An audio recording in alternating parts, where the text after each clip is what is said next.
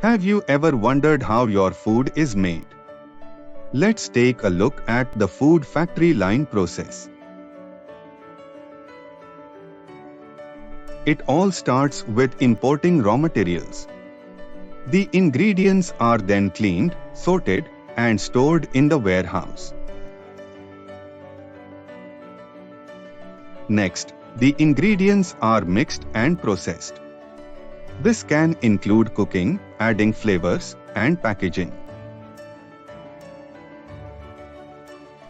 Quality control is essential throughout the entire process. Samples are taken at each stage to ensure the product meets safety and quality standards.